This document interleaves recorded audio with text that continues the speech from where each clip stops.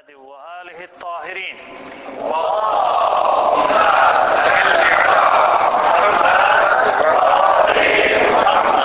رب اشرح لي صدري ويسر لي أمري واحلل عقدة من لساني يفقهوا قولي برحمتك ya erhamer rahimin. İbadətlərin, itaətlərin qəbul olması üçün Muhammed və Ali Muhammedə salavat zikr edin.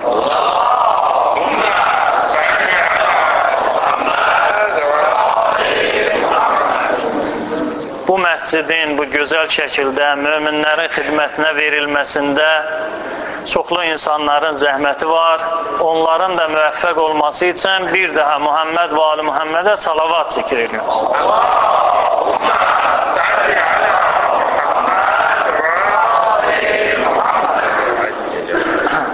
Bugünkü bəhsimiz biiznillah çox gözəl, elmi bir bəhs olacaq.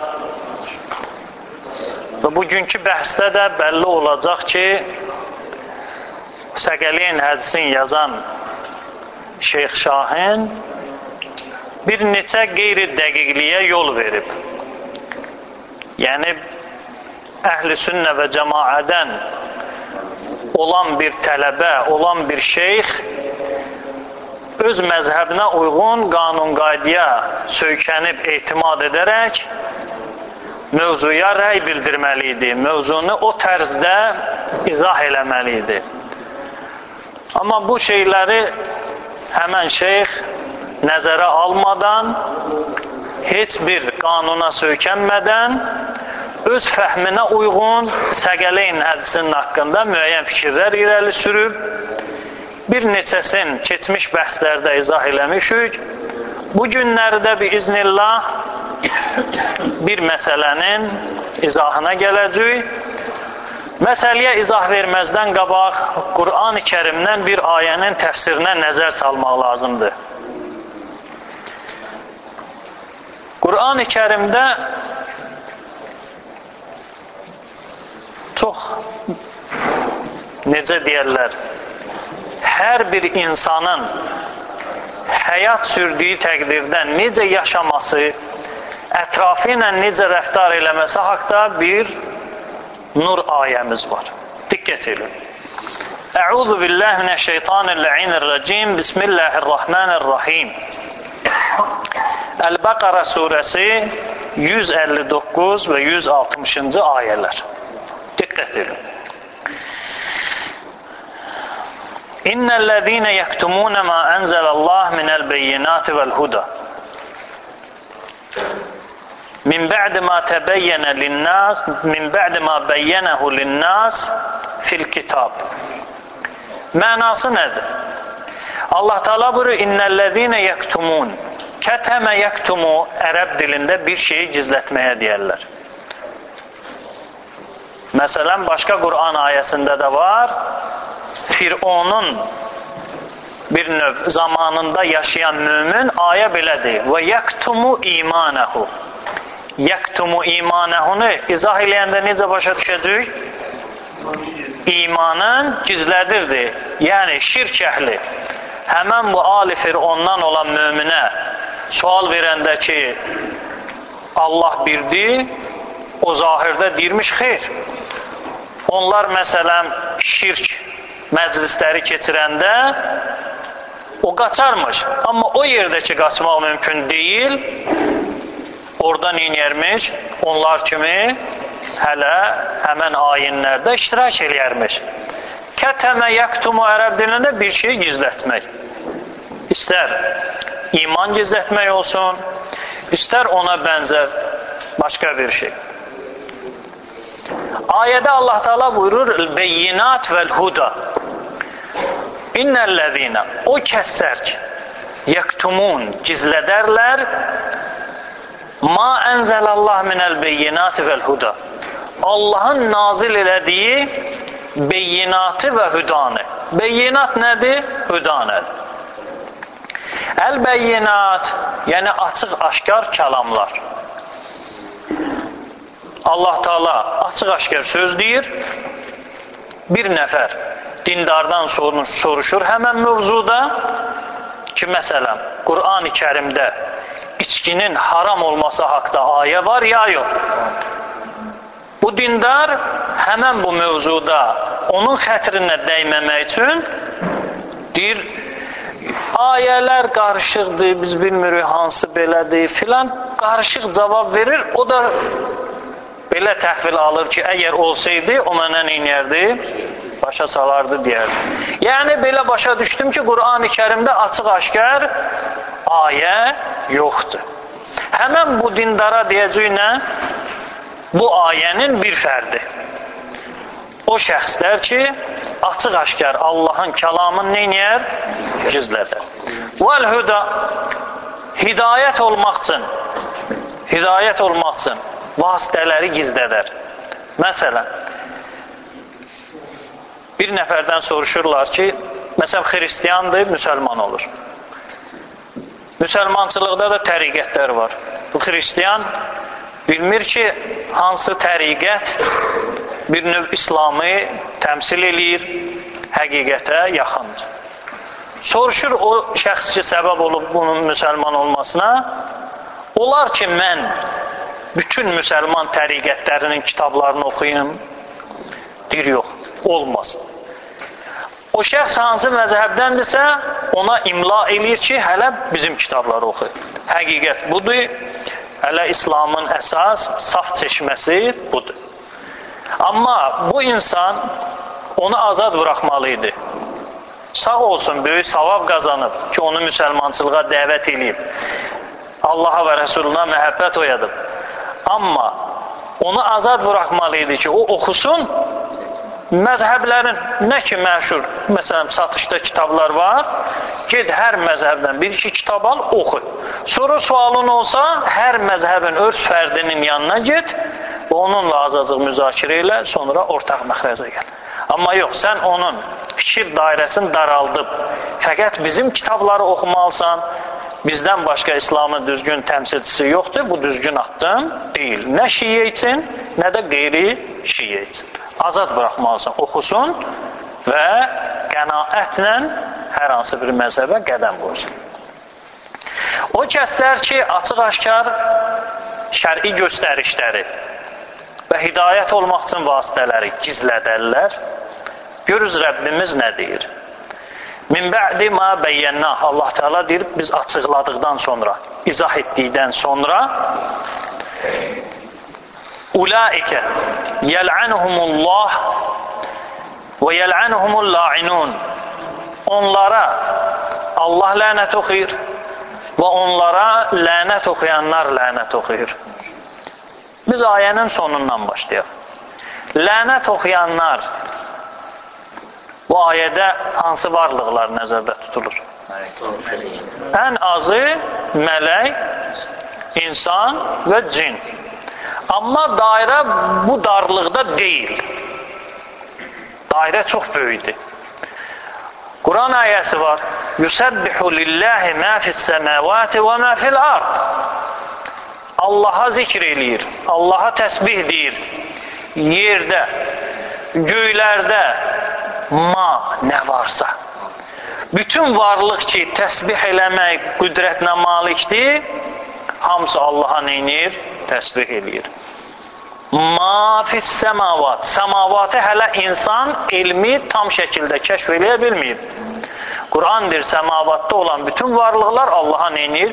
Zikr edir. Bəzi alimlər səhvə yol verir bu ayədə. Təkrar eləyirəm. Bəzi alimlər bu ayədə səhvə yol verir ki, daşın, ağacın, quşun, müəyyən insan və cin mələkdən savayı varlıqların təsbihi öz işlərin yerinə yetirməsi deməkdir. Həmən bu fikir batil fikirdir. Böyük alimin fikri də olsa. Niyə? Çünki ayənin sonunda gəlir və la təfqahunə təsbihəhum. Onların təsbihin siz anlamırsınız. Əgər sən alim, məsələn, nüvənin, kürənin, elektron, proton öz vəzifəsini icra eləməsinə ona təsbih deyirsənsə, sən o başa düşüb deyirsən ya başa düşməyib deyirsən. Əgər başa düşmüsənsə, onda Quran düz gəlmədi. Quran deyir ki, siz başa düşmürsünüz onların təsbihin. Əgər başa düşməyib deyirsənsə, nə deyirsən axı? Bəzi alimlər tərəfindən belə naqis rəy də vardır. Təfsir oxuyanda, tərcümə oxuyanda varlıqların təsbihi, zikri mövzusunda onun vəzifəsidir ki, məsələn, məxluq kimi bu onun ətrafına fırlanmalıdır. Onun elə fırlanması onun təsbihidir, zikridir. Xeyr, belə deyil. Çünki Allah deyir ki, siz onların təsbihin la təfqahun, başa düşə bilməzsiniz. Deməli, bütün zikr eləməyə qabiliyyəti olan varlıqlar Allah Taala'nın əgər haqq buyurduğu bir ayəni, kəlməni, hidayət vasitəsini gizlətsə, Allah deyir, mənim ona lənətim olsun və lənət eləyənlərin ona neyi olsun? Lənəti olsun. Lənət eləyənlərdən də biri insanlar. Allah Taala insanlardan nə istəyir bu ayədə? Bəziləri deyir, İslam dinində lənət yoxdur. Bəziləri deyir ki, lənət oxumayın. Düzdür, lənət oxumaq lazım deyir, adət eləmək lazım deyir, yerində. Yerində harada misal var? Bəli, 5-6 yer var. Biri də budur. Bir nəfər, məsələn, dindar. Ondan içki arası haqqında soruşdular. O dedi ki, Quran-ı Kərimdə belə bir şey yoxdur. Həmin o adama sən bir lainin kəlməsinin fərdi kimi neynəməlisən? Lənət oxumasın. Oxumasın, deməli sən ilahi istəyən zid çıxmısan. Deməli, o kəslər ki, həqqi, ədaləti gizlədər, ona Allahın və lənət oxuyanların lənəti vardır. Diqqət edin. Ayənin sonunda bir kəlmə var, onu da deyim ki, mövzu naqis qalmasın. Ki, mövzumuza aid deyil, amma belə kamilləşmir. İkinci ayədə Allah Taala nə buyurur? Buyurur ki, o kəslər ki, sonra tövbə edərlər, Allah Taala onun tövbəsini qəbul eləyər və onun günahını əff eləyər. Diqqət edin, əvvəlcə Allah Taala həmən o şəxsə qarşı sərt baxışla çıxış eləyir, Allahın lənəti və lənət eləyənlərin lənəti olsun ona. Sonra ikinci ayədə buyurur Allah Taala 160-da İllellezine tabu və aslahu, tövbə eləyə və törətdiyi fəsadı islah eləyə. Tövbə kifayət deyil. Tövbə onunla yanaşı islah, törətdiyin fəsadı islah eləməlisən. Məsələn, məndən soruşdu, mən demədim ki, birdən acığı gələr. Mən fəsad törətdim. Tövbə eləməklə yanaşı gedib ona deməliyəm ki, filan, bəli, Quran-ı Kərimdə içkinin haramlığı mövzusunda ayə var, filan yerdə filan ayə. Deməli, tövbə islah tələb olunur. Deməli, fəulaikə ətubu əleyhim, Allah Taala buyurur, mən o şəxslərin günahını bağışlayacağım. Və ənə təvvabur rəhim, mən tövbələri qəbul eləyən və rəhiməm. Yəni, həmən o şəxsin bir növ könlün ələ almaq deyək, o fəsaddan tərk eləsin, Allahın tövbə və rəhmət sifətinə neynəsin? Sığınsın. Deməli, bu izahdan sonra gəlirik bir mövzuya.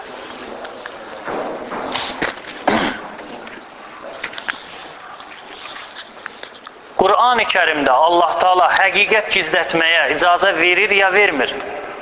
Vermir. Quran açıq-aşkar deyir ki, həmən o şəxs Allah və saysız hesabsız varlığın lənətdə gəlir. Məgər ki, tövbə eləyə və əməlində islahat aparar. Əgər bu işi görübsə, birincisi görmək olmaz, haramdır. Amma görübsə, həmən o şəxsdən Allah nə tələb eləyir? Tövbə və tövbə ilə yanaşı islah. Diqqət edin.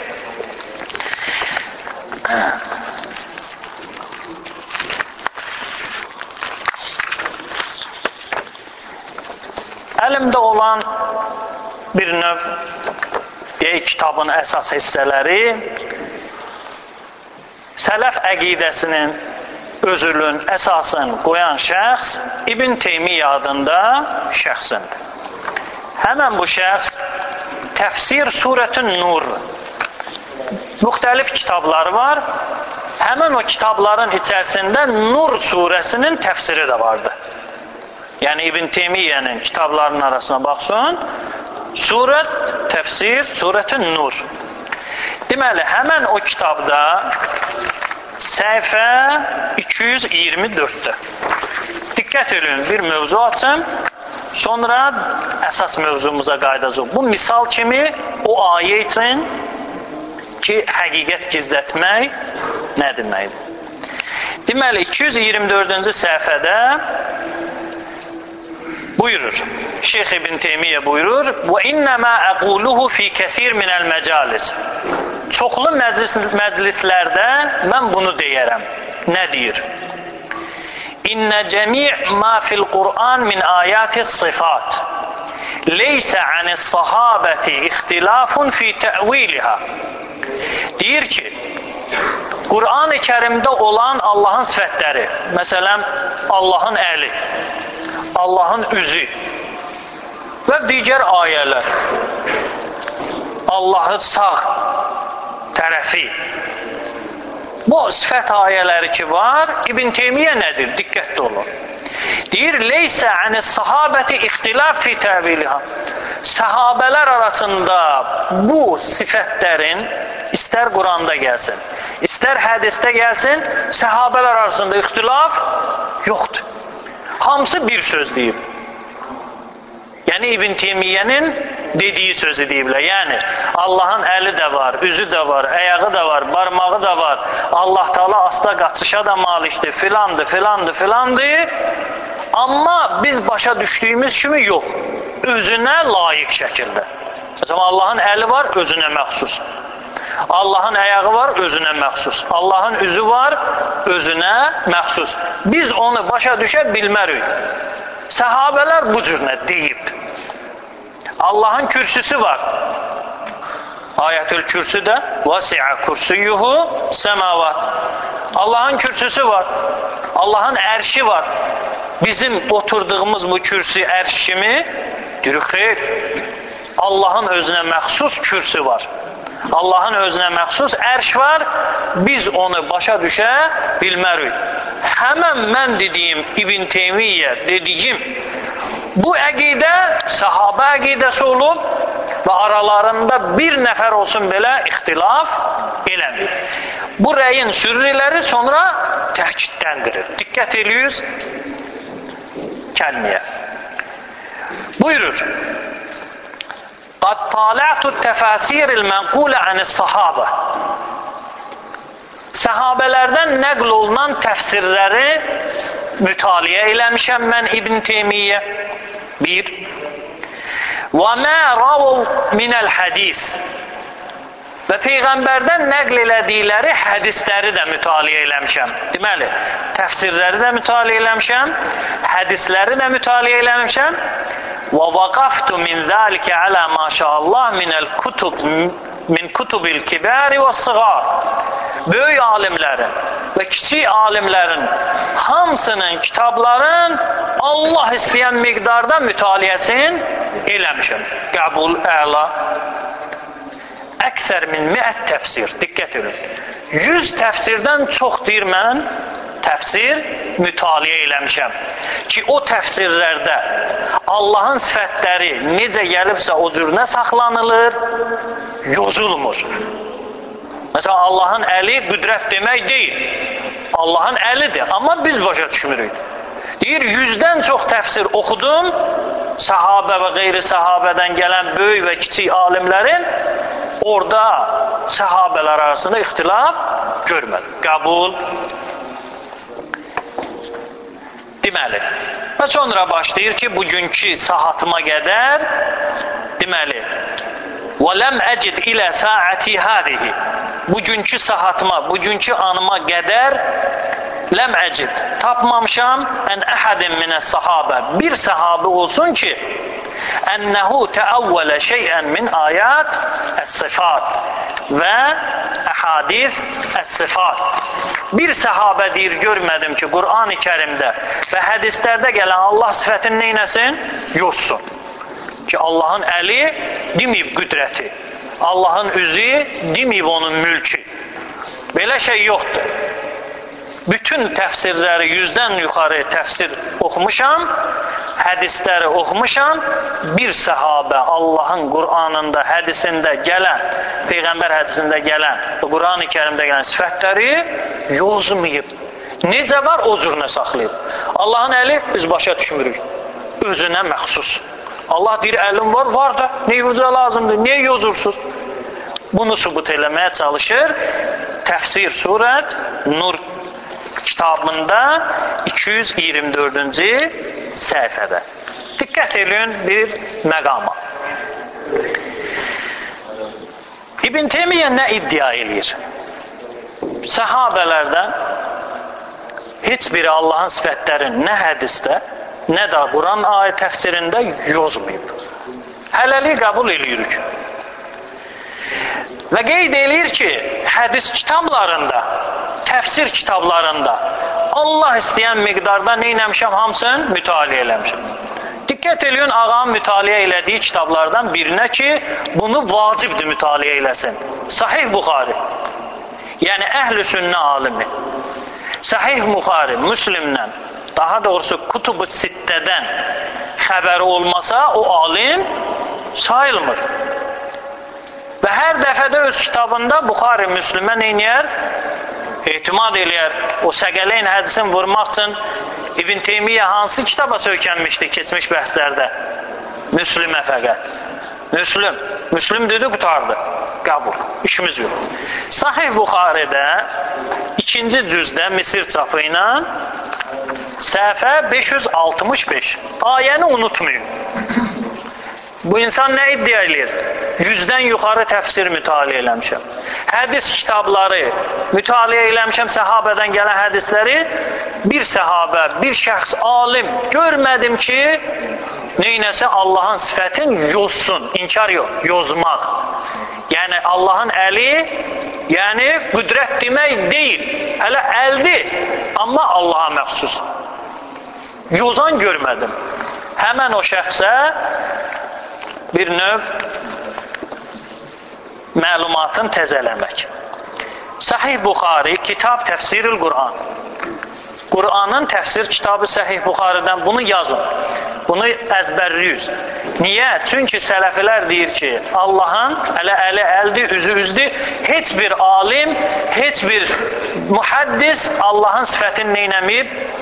Zahirində olan mənasından başqa yerə yozmayıb. İndi görürüz, əhl-i sünnənin ən böyük hədis ustası olan İmam-ül Buxari öz Səhih-ül Buxarisində nə deyir? 565-ci səhifə, siz belə yazın. Kitab Təfsiril Qur'an. Qur'anın təfsir kitabı. 28-ci babın adı Surətul Qasas. Qasas surəsinin təfsiri. O kəlmənin düz altında ayə gətirir Qur'an-ı Kərimdən. Kullu şeyin halikun illa vachəhu. Hər şey həlak olacaq. Hər şey məhv olub aradan gedəcək, məgər ki Allahın üzündən başqa. Aleykumussalam. Vachun ərəb dilində üz deməkdir. Yedun əl deməkdir. Riclun ayaq deməkdir.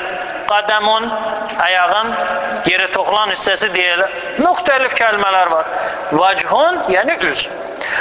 Əgər biz ayəni yozmasıq ki, necə ki o başqa ayələrdə deyir Allahın əli var, özünə məxsus şəkildə və burada da desək ki, Allahın üzü var, özünə məxsus şəkildə və biz heç bir şey başa düşmürük, onda ayəni biz necə başa düşək? Hər şey məhv olacaq. Diqqət edirsiniz. Kullu şey halik, kullu hər şey, halik həlak illa vachəhu. Allahın üzündən başqa hər şey həlak olacaq. Yəni, əl gedəcək, ayaq gedəcək, fəqət bir də üzü qalacaq. Bu sələf əqidəsinə qalsa. Biz deyirik, eybi yoxdur. Nə əl gedəcək, nə ayaq gedəcək, hamısı qalacaq. Görək, İmam Buxari nə deyir ki, onlarda Buxarinin kəlməsi 2 olmaz inşallah. Deməli, kullu şeyin halikun illa vachəhu. İmam Buxari görürüz nədir? İlla mulkehu.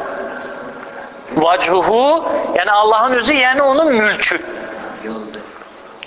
Və İbn Teymiyyə heç kim yazmamışdı. Bütün hədis kitablarını oxumuşam, yoxdur. Nə oldu? İlla vəchuhu. Təfsir eləyir, yozur. İmam Buxari. Bu bir. İkinci misalımıza diqqət edin. Əlimdə olan kitab İbn Kəsir Dəməşqinin Təfsir Quran-ül Azim kitabıdır. Bu çapla 4-cü cild səhifə 345-də.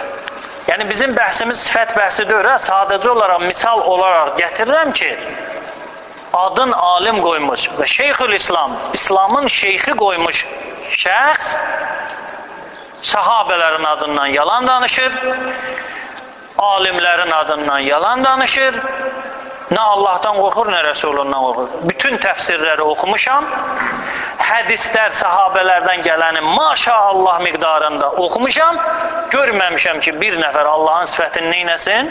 Yoxsun. Birinci, İmam-ül Buxari etiqad eləmir ki, Allahın əli var, Allahın əyağı var, Allahın özü var. Bir nəfər irad tuta bilər ki, harda yazılıb ki, İmam Buxari deyir ki, Allahın əli yoxdur. Harda yazılıb? Kim kömək eləyər? Yox. Necə? Allah baldırını göstərdi. O heç. Hədisdən gəlir. Etiqad, hədis başqa, etiqad başqa. Bu etiqaddır. Hədis deyir, rəyin deyir, mən. Buyur.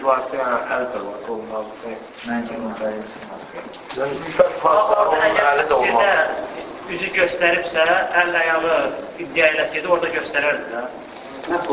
Uzaq gedirsiniz. Yəni bir insan, bir alim ki, Allahın üzü yoxdur, etiqadındadır. Ələ etiqad eləyər. Allahın üzü yoxdur, amma əli var. Əyağı var. Diqqət edin. Bu kəlmə kifayətdir ki, bütün o kəlmələr ki, sifətlər ki var, ki sələf çalışır ki, onu necə var elə saxlasın, İmam Buxari onun heç birinə etiqad eləmir. Allahın üzü yoxdur. Üzü nədir? Mülküdür. Üzü yoxdur. Əl haqqında bir yerdə yazı yoxdur. Əyaq haqqında bir yerdə yazı yoxdur. Fikir kimi, hədislə işim yoxdur. Üzə etiqad eləməyən, ələ etiqad eləyəcək. Allahın üzü yoxdur, amma əli var. Bu kamil vücud necə kamil olacaq? Bunu unutmayın.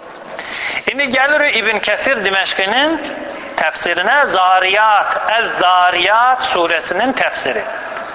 Əz-Zariyat. Əz-Zariyat surəsinin 47-ci ayəsi. Unutmayın. وَالسَّمَاءَ أعوذ بالله من الشيطان اللعين الرجيم بسم الله الرحمن الرحيم وَالسَّمَاءَ بَنَيْنَاهَا بِأَيْدٍ وَإِنَّا لَمُوسِعُونَ. Həmən bu ayədə inşallah təfsir bəhslərində gələcəkdə toxunacaq. Yer kürəsi Allah Teala elə bir qabiliyyət verib ki, özü özünə genişlənir. Bu Allahdır. Yer kürəsi genişlənir. Səma genişlənir. Bu elmi kəşfdir. Olub, sadəcə onun təfsilatı vaxtında toxunacaq. Allah Teala ayənin zahiri ilə gedək. وَالسَّمَاءَ بَنَيْنَاهَا بِأَيْدٍ. Səmanı əllərimizlə neynədik? Tikdik. Ayənin zahiri budur. Əydi, yəd kəlməsinin cəmidir. Yəd əl deməkdir, əydi və yaxud əyadi əllər deməkdir. Əllərimizlə tikdik. Sələf, nə deyirsən bu ayə? Deyir, necə var elə saxlayacaq. Allahın əli var, əlləri var. Biz bilmirik, başa düşmürük. Görək, sahabə və İbn Kəsir Diməşqi nə deyir? Kaş öz kitabların yaxşı oxuyurdular. Diqqət edin. وَالسَّمَاءَ بَنَيْنَاهَا. İbn Kəsir təfsir verir. جَعَلْنَاهَا سَقْفًا مَحْفُوظًا رَفِيعًا. Saqf, tavan deməkdir. Deməli, məhfuz, qoruyucu, rafi, uca. Yəni, onun altında olan varlıqlar onun vasitəsi ilə yuxarıda olan cisimlərdən nə olurlar? Qorunurlar. Qəbul. Gəlir əydi kəlməsinə. Və əyd izah verir. Ey bi quvvətin. Əydin demir əllər. Bir nə? Quvvətin. Qüdrətimizlə, qüvvəmizlə neynədik? Səmanı tükdük. İbn Kəthir, sən kimsən ki, öz fikrə uyğun Allahın əlin yozursan ki, əl döyür, qüdrət deməkdir, qüvvət deməkdir, sən kimsən? Deyir, niyə mənim özümə hücum eləyirsiniz? Mən demirəm, sahabələr deyir, Peyğəmbər deyib, onlar da bizə çatdırıb. Nə deyib sahabələr? Qaləhu İbn Abbas. İbn Abbas deyib bunu. Bir, Mücahid, Qutadə, Savri və qeyr vahid. Savri üləmalardandır, sahabədir. Həm üləmalar deyib, həm də sahabə deyib. İbn Teymiyyənin kəlməsini təzədən oxuyuram. Deməli, mütaliə eləmişəm. Deməli, qad tala'tu təfasiril mənqulənə sahabə. Sahabələrdən nəql olunan təfsirlərin hamısı mütaliə eləmişəm. Burada hamısı yoxdur ya, təfsirləri mütaliə eləmişəm. Və ma rəvəv anil hədis, minəl hədis. Və hədislər ki, nəql eləyiblər, mütaliə eləmişəm. Əksər min 100 təfsir, 100 təfsirdən çox. İndi hal-hazırda əhl-i sünnə qardaşlarımızın çap olmuş 100 təfsiri yoxdur. Yox, ola bir olsun, zaman keçdikcə itibata düşüb. Axı, İbn Kəthir Diməşqi hardan tapdı sahabənin rəyin? Savrinin rəyin hardan tapdı? Mücahidin rəyin hardan tapdı ki, onlar deyib ki, əydi kəlməsinin mənası qüvvət deməkdir. Əl demək deyil. Sən necə 100-dən çox təfsiri mütaliə eləmsən, hədis qalmayıb onu oxumusan ki, sənə rast gəlməyib. Diqqət edin. Bir nəfər deyər ki, Buxari öz rəyidir. Hədis yoxdur ki, Buxaridə ki, filan səhabə dedi ki, Allahın üzü əli belə. Yox idi ki, yoxdur. Fəqət Buxari öz rəyin qeyd elədi ki, Allahın üzü onun neydi? Mülküdür.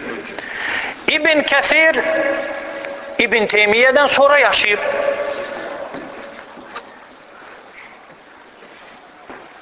İbn Kəsirin təfsirin İbn Teymiyyə oxumayıb. Deməli, hələ ki, İbn Teymiyyə fəqət bir alimin haqqında yalan danışdı. Buxarın. İndi gəl İbn Teymiyyədən 200 il, 300 il qabaq yaşamış alimin təfsirinə. Təfsir Təbəri eşitmişsiniz? İbn Cərir Tabari. Həmən o təfsir sahibi, təfsirinin adı Cami'ül Bəyan fi Təvilil Qur'an. Cami'ül Bəyan fi Təvilil Qur'an. Bu insan 224-cü ildə dünyaya gəlib, 310-cu ildə də vəfat edib. Yəni hicrətin 224 və 310. Biz götürək vəfat tarixini 310-da. Amma İbn Teymiyyə isə hicrətin 700-cü illərində vəfat edir. 600 neçənci il olmalıdır? 628. Neçə il fərq oladı? Təqribən 300 il. Və əhl-i sünnədə də bir nəfər təfsirdə danışmaq üçün Təbərinin təfsiri bu nədir? 100-dən çox təfsir mütaliə eləmişəm, orada nədir? Yoxdur. İndi görək, var ya yoxdur. Deməli, 5-ci cüzdə Təbərinin təfsirində 397-ci səhifədə Ayətəl Kürsünün təfsirində. Ayətəl Kürsü yoxdur, onun təfsirində. 255-ci ayə buyurur. El-qavlu fi tə'vil qavlihi ta'ala vəsi'ə kürsüyühü səməvat vəl-ard. Qalə Əbu Cəfər. Əbu Cəfər yəni Təbərinin özü. Təbəri deyir. İxtalafə əhlü tə'vil fi mə'nəl kürsi. Diqqət edin. Bu da gözəl məlumatlardandır. təvil əhli, elm əhli kürsü nə deməkdir? Kürsüdən məqsəd nə demək? Allahın kürsüsü. Kursiyuhu, onun kürsüsü. Hu qayıdır Allaha. Allahın kürsüsü dedikdə nə nəzərdə tutulur? Deyir, alimlər arasında ixtilaf. Bir neçə rəy qeyd edilir, fəqət mən mövzuya aid olan 2 rəyi qeyd edəcəm dəlili ilə ki, Təbəri özü qeyd edir ki, İbn Teymiyyə bu Təbərinin təfsirini oxuyanda necə oxuyub bilmirəm. Deməli, fəqalə ba'duhum huvə ilmullah Teala. Allahın kürsüsü nə deməkdir? Allahın ilmi. Allahın kürsüsü yoxdur, otursun üstündə. Allahın kürsüsü, yəni onun ilmi.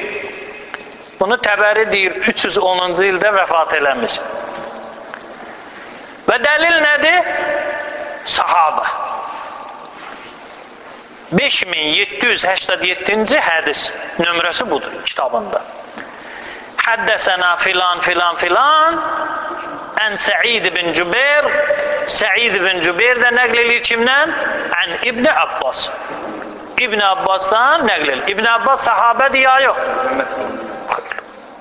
Vasi'a kursiyyuhu qala kursiyyuhu ilmuhu. Allahın kürsüsü əhatə eləyir hər şeyi. Yəni elmi əhatə eləyir hər şeyi. Kürsü oturacaq. Və İbn Teymiyyə deyirdin, səhabələrdən heç biri deməyib. Alimlərdən heç biri deməyib. Diqqət edin.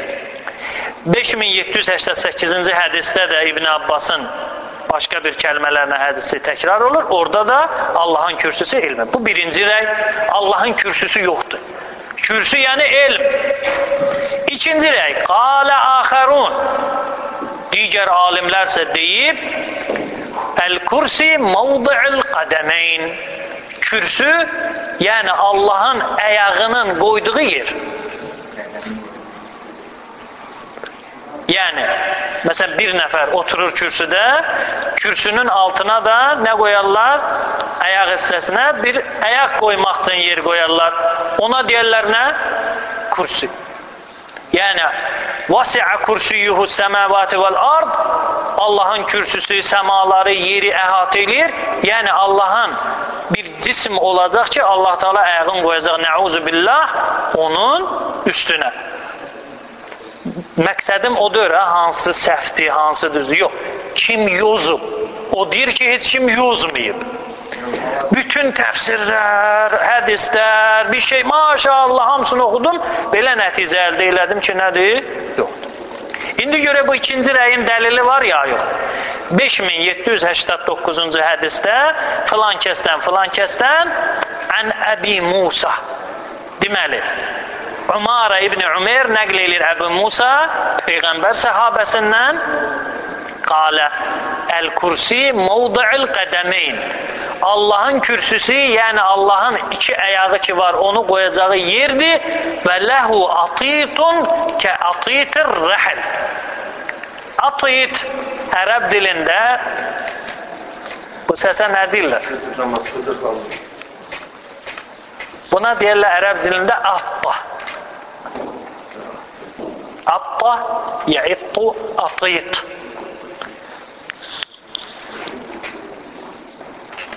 Taxta cism, çubuq bir-birinə sürtülüb səs ki çıxarar, cırıldamaq, ona deyirlər nə?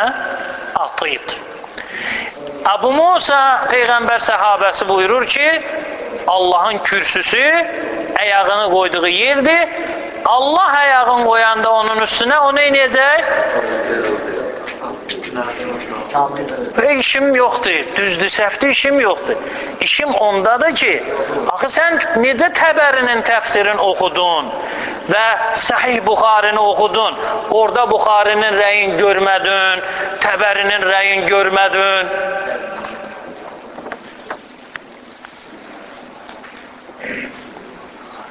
Və digər hədislər də, ayələr də var, vaxtınızı almayayım ondan. Deməli, o kəslər ki, həqqi var da var, niyə deyirsən yoxdur? Buxari deyibsə ki, Allahın özü yoxdur, dünən yoxdur. İbn Abbas, Əbu Musa Allaha aid olan kürsünü, sifəti filanı yozubsa, onu niyə görəsən? Gizlədirsən ki, heç bir alim deməyib, heç bir səhabə də deməyib. Deməli, əhl-i sünnə əqidəsinə qalanda sələfilərin bu əqidəsi nədir? Düzgün deyil. Əhl-i sünnə kitablarına əsasən. İndi diqqət edin, gəlin öz mövzumuza nəzər salağın bu kiçik müqəddimədən sonra. Salavat zikr edin Muhammed varım.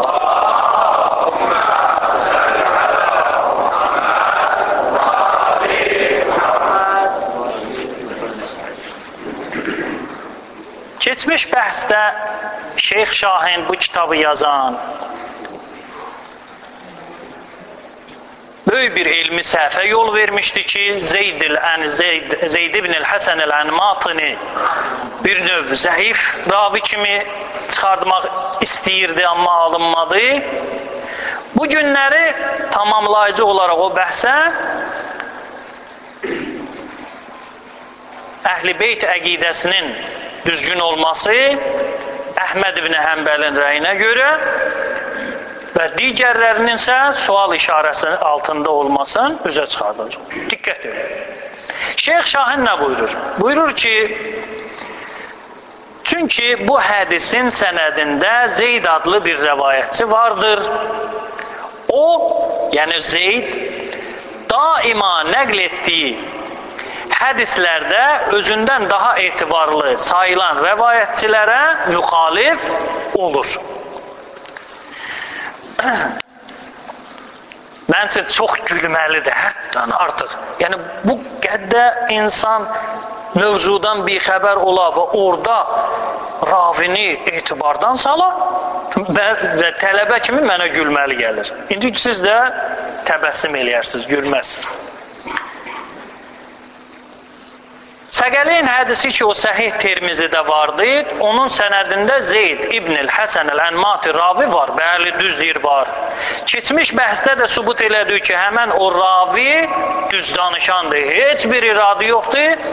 Nasiriddin Əlbani ki, o hədisi səhih deyib, hələ düz deyib. Onun istidlalını biz təqdim elədik. İndi diqqət edin. Burada nə deyir?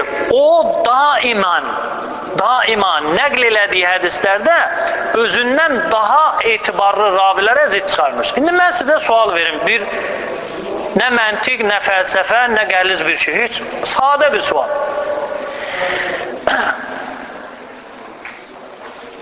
Bir güləşçi. Mən onun haqqında danışmaq istəyirəm. Deyirəm ki, bu güləşçi hər dəfə meydana daxil olanda daimən qalib çıxır. Bu sözü demək üçün bu güləşçi neçə dəfə güləşməlidir? Bir dəfə kifayət eləyir ki, o güləşsə bir dəfə, mən deyim ki, o daimən qələbə çalır. Və yaxud filan sərkərdə hər dəfə meydana girəndə daimən qələbə, zəfərlə çıxıb. Bir döyüşdən sonra mən deyə bilərəm ki, bu adam daimən zəfər əldə eləyir. Ən azı 3 dəfə ki, əqəllül cəm'i fəlafətun. Ərəb dilində ən az cəm 3'tür. Gülməli nədir? Kitabı yaza bilmirsən, yazma. Bu fənnin sahibi dörsənsə, qarışma. O daima nəql etdiyi rəvayətlərdə, daima. Yəni, siz nə təsəvvür edirsiniz? Bu adam neçə rivayət nəql edib? Ən azı 3. Amma araşdırmalar belə göstərir ki, bu adamın bir ədəd rivayəti var. Bir ədəd. O da Tirmizidə olan hədis. Bir ədəd hədis nəql eləyib. Görürüz bu onu necə vurur. Həmən bu Zeyd 250 ədəd hədis nəql eləyib. Onun 150-sində özündən daha etibarlı ravilərə qarşı zid çıxarmış, yerdə qalanda da müvafiq olurmuş. Ay kişi, ay tələbə, ay Şeyx Şahin, bir hədisi var o adamın. Haçaq daimən zid çıxdı. Kəlməni istifadə eləyəndə də diqqət elə. Daimən bir hədis. Diqqət eləyin, sizə bir araşdırma təqdim eləyim. Əhl-i sünnənin ən mötəbər mənbələrinin birində fəqət bir dəfə həmən bu hədis nəql olub. Şəqələyin hədisi Zeyd tərəfindən, Zeyd ibn el-Həsən el-Əmmati. Amma əhl-i sünnənin bu qeyd elədiyim hədislərdə heç birində bu şəxsin rəvayəti yoxdur.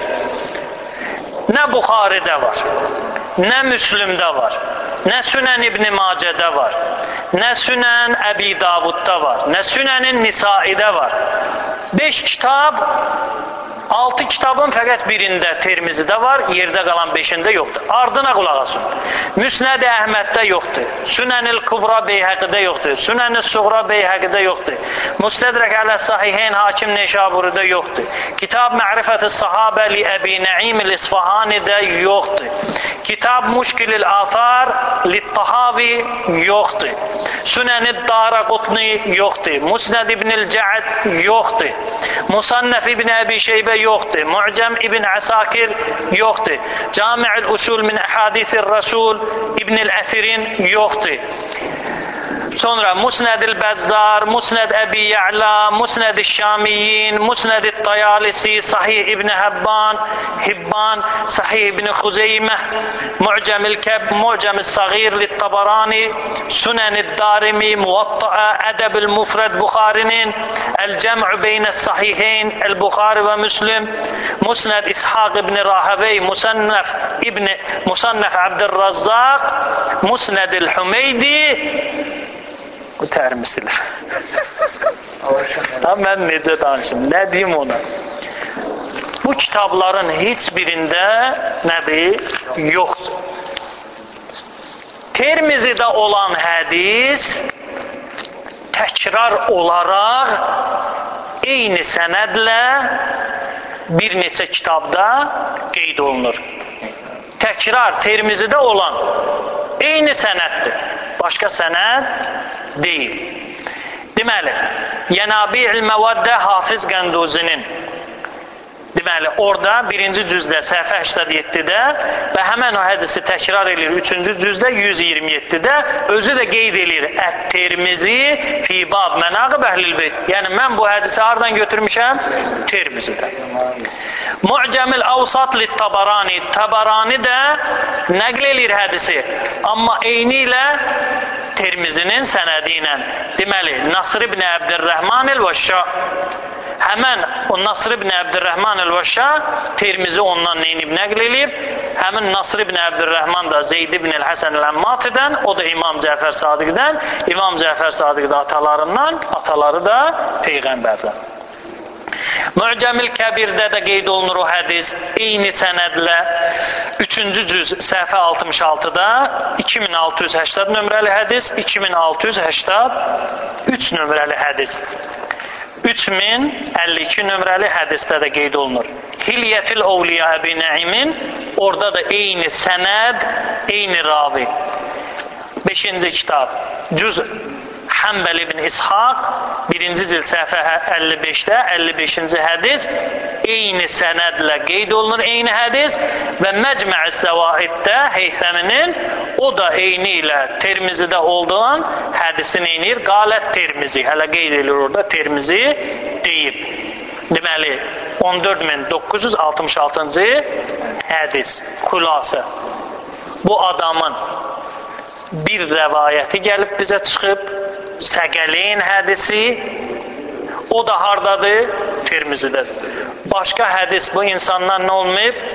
Nəql olunmayıb müxtəlif məzmunlarda ki, özündən daha etibarlı ravilərə daima zid çıxsın. Axı bir dəfə ilə daima olmur, ay Şeyx Şahin.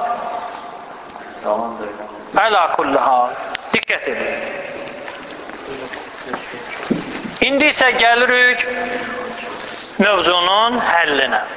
Buracan müqəddimə idi. 20 dəqiqəlik bəhsimiz olacaq. Bu dəlili unutmayın. Şeyx Şahin bu kitabında oxucunun zehninə bir anlayış yürütmək istəyir ki, bir fikir yaratmaq istəyir ki, Səqələyn hədisinin ən düz forması hardadır? Fəqət Müslümdədir. Tirmizidə olan ixtilaflıdır. Bu fikri oyatmaq istəyir də, yəni, ey oxucu, sən bir şeyi başa düş, Səqələyn hədisinin ən düzgünü fəqət hardadır? Müslümdədir. Mən qeyd elədim bəhsin ibtidasında ki, əhl-i sünnədən olan tələbə bu cür nə? Danışmasın. Mən dəlil təqdim eləyim, görürüz ki, həmən bu ən düzgün hardadır mövzusu mən yox. Əhməd ibn Həmbəl nə deyir? Diqqətli olun. Əvvəlcə Əhməd ibn Həmbəlin haqqında bir girişə nəzər salaq. El-Mevduat li İbn-i Cevzi. İbn-i Cevzi'nin El-Mevduat adında kitabı var. Həmən o kitabda 1-ci cüzdə səhifə 99-da. Görürüz nə deyir? İbn-i Cevzi nə deyir? فَمَتَى رَأَيْتَ حَدِيثًا خَارِجًا عَنْ دَوَابِينِ الْإِسْلَامِ deyir, o zaman ki, gördün ki, bir hədis İslamın mötəbər mənbələrindən kənardadır, yəni onu qəbul eləyib eləməmək mövzusunda. Əgər gördün ki, kənardadır, ona meyl eləmə. Əgər gördün ki, İslamın ən mötəbər mənbələrindədirsə, o hələ həqiqətən də həqdir. Görə İslamın ən mötəbər mənbələri hansılardır? Kəl-Muvatta'a, Malikilərin imamının kitabı Muvatta'a. Hədis orada varsa deməli nədir? Haqdır. Yoxdursa nahaqdır. İkinci, Musnəd Əhməd. Əhməd ibn Həmbəlin neyi? Müsnəd kitabı və Sahiheyn. Sonra Buxari və Müslim. İndi sual bir incəliyə gedək.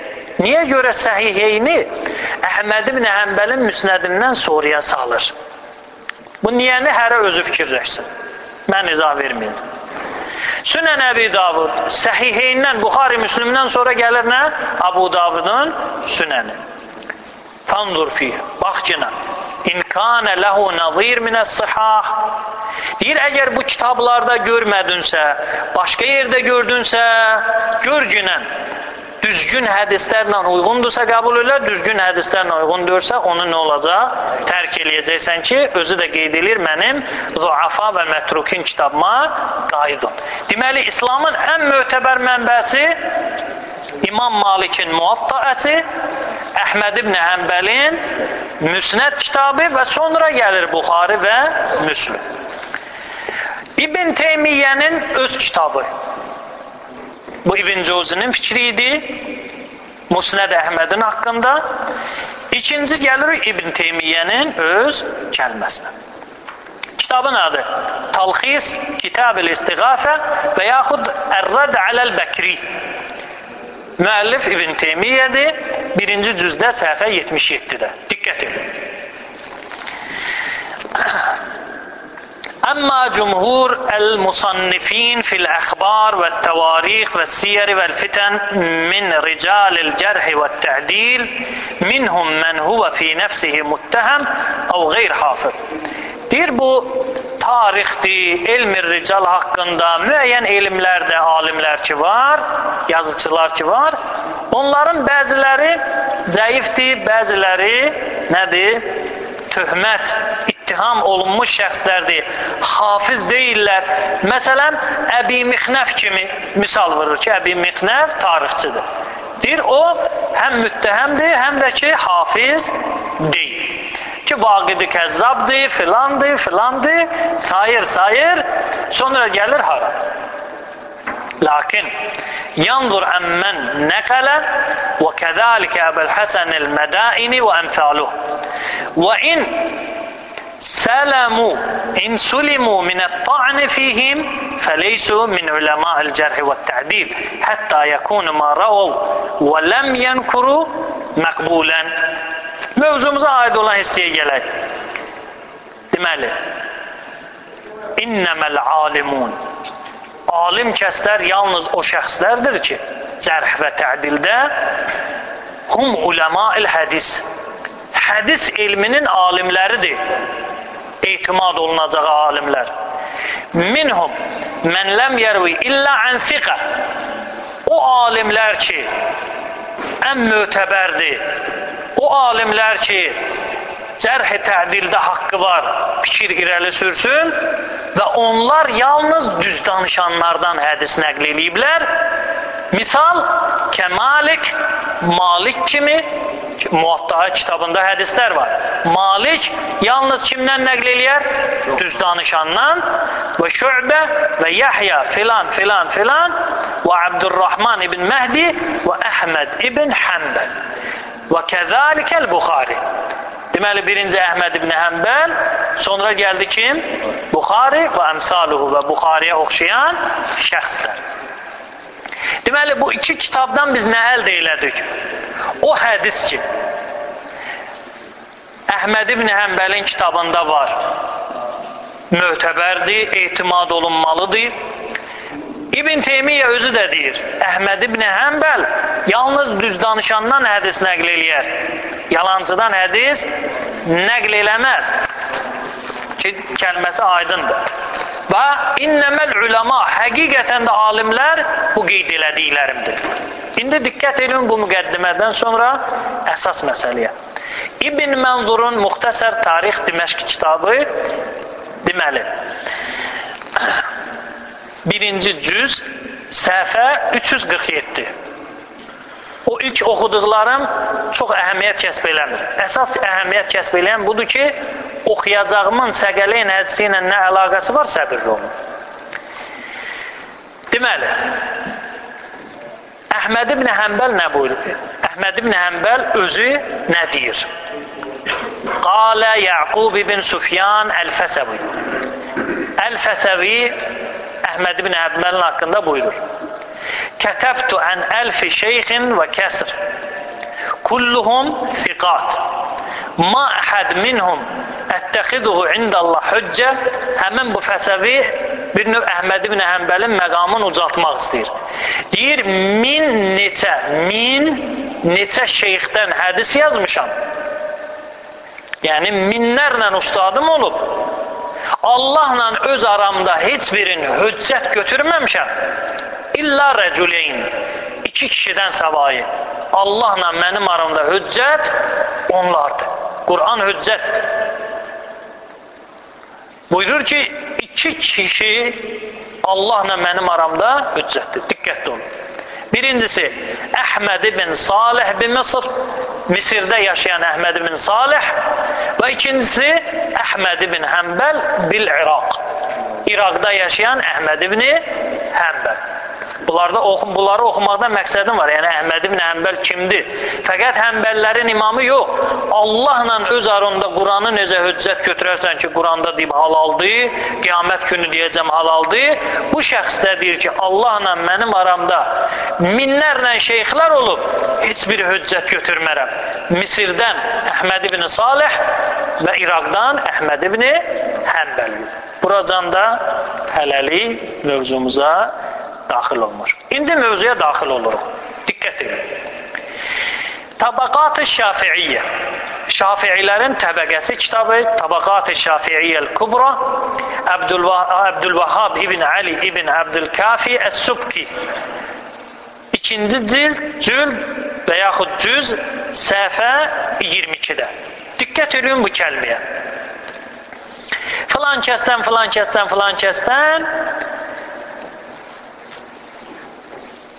yani Musned İmam Ebi Abdullah Ahmed ibn Muhammed ibn Hanbel Şeybani Kaddesallah ruhahu aslun kebir merca'un vasiq li ashab el hadis. Deyir, Əhməd ibn Həmbəlin Müsnəd kitabı alimlər üçün, hədis əhli üçün mötəbər qayıdış mənbəyidir. İndi diqqət edin. فَجَعَلَ إِمَامًا مُعْتَمَدًا عِنْدَ النِّزَاعِ مَلْجَعًا وَمُسْتَنَدًا. Kitabın sahibi buyurur ki, Əhməd ibn Həmbəl o kitabı qayıdış mənbəsi qərar verilib. Nə zaman? İxtilaf düşən zaman. Məsələn, mən deyirəm ki, Peyğəmbər bu sözü deyib. Sən deyirsən ki, Peyğəmbər bu sözü deməyib. Bu ixtilafı biz harda həll eləyə bilərik? Əhməd ibn Həmbəlin Müsnəd kitabında. Deməli, bunu kim deyir? Tabaqat-ı Şafi'iyyəl Kubra kitabının sahibi qeyd edir. Bir növ İmam Əl-Hafiz Əbu Musa Muhammed ibn Əbi Bəkiril Mədinidən nəql olunur bu kəlmə. Əhməd ibn Həmbəl özü nə deyir? Əhməd ibn Həmbəl özü deyir. Filan kəsdən Əhməd ibn Həmbəl buyurdu. Deməli, قد جمعته وانتقيته من أكثر من 750,000 1750 hədisdən 50,000 bağışlayın 50,700 hədisdən, yəni 50,700 hədisi götürüb onun içərisindən Müsnəd Əhmədi neyniyib? Çıxardıb Əhməd ibn Həmbəl. Deməli, əksər min 750,000 50,700-dən çox hədisdən deyir, seçdim, götürdüm. Fəma ixtələfə fihil muslimun. Əhməd ibn Həmbəl deyir. O mövzuda ki, müsəlmanlar biri digəri ilə ixtilaf elədi, min hədisi Rəsulillah sallallahu aleyhi və səlləm, Rəsulullahın hədisi barəsində fərci'u ileyhi qaydun ora. İcazə verin. Fəin kânə fihi, əgər orada varsa, vardır. Və illa leysə bihüccə. Əgər orada yoxdursa, deməli o hədis nədir? Hüccət deyil. Təkrar eləyirəm. Əhməd ibn Həmbəl buyurur, öz kitabı haqqında. Fəma ixtələfə fihil muslimun. Min hədisi Rəsulillah sallallahu aleyhi və alihi və səlləm. Müsəlmanlar Rəsulullahın hədisi barəsində ixtilaf olsalar, eləsələr, fərci'u, əmr elir, qaydun ileyhi, müsnədə qaydun, in kânə fihi və illa leysə fihiccə. Əgər orada varsa hüccətdir, orada yoxdursa nədir? Hüccət deyil. Həmən bu kəlməni Əhməd ibn Həmbəlin sözü ki, deməli, minlərlə hədisin arasından müsnədi çıxartmışam. Məqsədim də odur ki, ixtilaf düşən zaman Rəsulullahın hədisi barəsində qaydılsın ora. Əgər orada varsa hüccətdir, orada yoxdursa hüccət deyil. Yəni mötəbərdir, orada yoxdursa mötəbər deyil. Diqqət edin. Həmən bu kəlməni İbn Əbi Ya'la Tabaqat-ül Hənabilə kitabında da qeyd edir. Tabaqat-ı Şafi'iyyəl Kubrada da var, Tabaqat-ül Hənabilədə də var. Birinci cüz səhifə 71-də. İndi diqqət edin. Elmi baxımdan bir nəfər irad tutar. Şeyx Cavid, Əhməd ibn Həmbəldən özün eşitmisən? Xeyr, eşitməmişəm. Əhl-i sünnə alimləri bu rəyin düz olduğunu qəbul edir. Sual. Əhl-i sünnə alimləri deyir ki, Əhməd ibn Həmbəl bu sözü həqiqətən də deyib. Bu sözü deyən var. Əgər varsa, deməli Şeyx Cavidin kəlməsi düzdür. Əgər yoxdursa, deməli Şeyx Cavid mövzuda yalan danışır. İndi diqqətli olun. Nasirəddin Əlbani ki, bu heç kimə məzhuldur. Əlbani, Şeyx Əlbani məşhurdur. Onun kitabı var. Əzzəb Əl-Əhməd. Əzzəb Əl-Əhməd adında kitabı Ən Musnəd İmam-ı Əhməd. Mənası belədir ki, Əhməd ibn Həmbəlin Müsnədin müdafiə eləmək. Zəbbə ən şeyin mənası odur ki, onu qorumaq, müdafiə eləmək. Diqqət edin. Həmən o kitabda səhifə 12-də və 13-də diqqətli olun. Əlbaninin Əzzəb Əl-Əhməd kitabı, Müsnəd Həmbəlin kitabın qorumaq adında bir kitabı var ki, o kitab mötəbərdir filandır. Həmin o kitabı mütaliə eləyəndə bu qeyd elədiyimiz mövzunun haqq olması orada gördük. Diqqət edin. 12-ci səhifədə nə buyurur? Salavat zikr edin Muhammed var.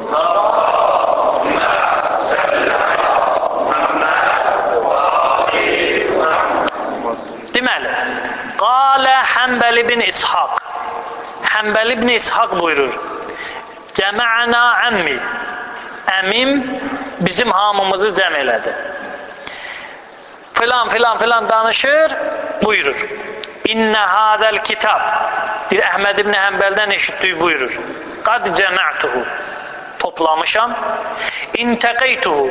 Seçmişəm. Min əksər min 750.000. 50.700 hədisin içindən fəməxtələfə əl-muslimunə fihi min hədis Rasulillah sallallahu aleyhi və səlləm müsəlmanlar Rasulullahın hədisi haqda ixtilafda olsalar fərcə'u ileyhi qaydun müsnədə fəin kanə fihi əgər orada vardırsa hüccətdir və illa fəleysə bihüccə hüccət deyil. İndi bu söz bayaqda oxuduğu iki kitabdan bu kəlmənin Əhməd ibn Həmbəlin dilindən çıxıb ya yox? Şəhadət verən, düzgünlüyünə şəhadət verən alim var? Bəli var. Əlbani buyurur. Əsnədəhul Hafiz Mədini fil xasais və İbnil Cəvzi fi Mənaqib İmam Əhməd min tariqeyn ən Həmbəl. Həmbəldən deməli Hafiz Mədini Xəsais kitabında, İbn Cəvzi Mənaqib İmam Əhməd kitabında iki yolla, iki sənədlə Həmbəldən nəql edirlər. Fəhuvə, diqqət edin, fəhuvə sabitun sahih. Sabitdir və səhihdir. Ki Əhməd ibn Həmbəl nə deyib? Müsnəddə varsa hüccətdir, müsnəddə yoxdursa hüccət deyil.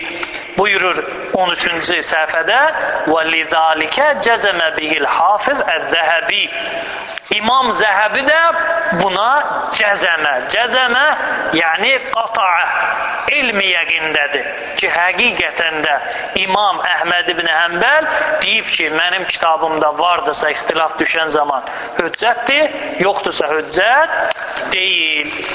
İndi diqqət edin, gəlir mövzunun sonuna. Mən bu kitabın sahibi ilə ixtilafdayam. O deyir ki, bu Səqələyn hədisin qələmə almış Şeyx Şahin deyir ki, Kitab Allah və itrəti hədisi zəifdir və ixtilaflıdır. Mötəbər olan hədislərdə Əhl-i Beytin arxasıca getmək yoxdur. Mötəbər hədislərdə gəlib ki, Allahın kitabı və sünnənin arxasıca get. Kitab Allah və sünnəti. Mən deyirəm, yox, Əhl-i Beytin, Peyğəmbər itrətinin arxasıca getmək lazımdır. Şeyx Şahin isə deyir nə? Allahın kitabı və Peyğəmbər sünnəsi. Biz deyirik, Allahın kitabı və Əhl-i Beyt itrət, o deyir nə? Allahın kitabı və sünnəsi. Dəfələrlə qeyd edilib kitabındakı Əhl-i Beytin arxasıca getmək heç bir hədisdə qeyd olunmayıb. Onu vaxtında izah eləyəcəm. İndi gəlirik, ixtilaf düşüb. İxtilafı harada həll eləyəcək Şeyx Şahinlə? Müsnəd ibn Əhməd ibn Həmbəlin Müsnəd kitabında. Əhməd ibn Həmbəlin Müsnəd kitabında Kitab-Allah sünnəti hədisi yoxdur. Kitab-Allah itrəti vardır. Özü də bir hədisdir, 8 hədis. Deməli, Müsnəd Əhməddə olan hüccətdir, olmayansa nədir? Hüccətdir. Diqqət et. Müsnəd Əhməd, fəqət nömrələrin qeyd edirəm hədisin. Müsnəd Əhməd, deməli, 10.681-ci hədis, 10.707-ci hədis, 10.779-cu hədis, 11.135-ci hədis, 18.508-ci hədis, 20.596-cı hədis, 20.667-ci hədis və 18.464-cü hədis. Hamısında səqəliyindən yapışın və dördündə gəlir ki, Allahın kitabı və nəyim? İtrətim. Allahın kitabı, sünnətim Müsnəd Əhməddə yoxdur. Əlbani deyir ki, Əhməd ibn Həmbəl deyib ki, ixtilaf düşdükdə gətirin Müsnəd Əhmədə, orada varsa hüccətdir, orada yoxdursa hüccət deyil. İndi kimin sözü hüccətdir? Bu bəhs aydın oldu ki, kitabı yazan əhl-i sünnə ilmindən də xəbəri yoxdur. Allah and verəm İzzət Cəlalına xatir bizi heç vaxt əhl-i beytdən uzaq salmasın. Əl-beyyinat və hüdanı gizlədən insanlardan qərar verməsin. Əl-beyyinat və hüdanı gizlədən insanlardan bizləri uzaq salsın. Və onları Allah Teala tövbə nəsib eləsin. Onları hidayət eləsin. Allah'ın verəm İzzət Cəlalına xatir bu cəmi daimən öz hövlü qüvvəsi ilə Allah Teala hifz eləsin. Allah'ın verəm İzzət Cəlalına xatir bu cəmdən əzizləri dünyasını dəyişiblər. Allah Teala onları qəriq-i rəhmət eləsin. Allah'ın verəm İzzət Cəlalına xatir vətən şəhidlərimizi və bütün şəhidlər Allah Teala qəriq-i rəhmət eləsin. Allah'ın verəm İzzət Cəlalına xatir ölkəmizi xətalardan, bəlalardan hifz eləsin. Daimən əmin-aman qərar versin. Allah'ın verəm İzzət Cəlalına xatir bu cəmi daimən halala müvəffəq eləsin. Haramdan uzaq salsın. Allah Teala 12-ci imamımızı hər birimizdən razı salsın. Ağamızın zuhurunun təcil olması üçün fərəz duasını oxuyaq, qürbətən ilallah.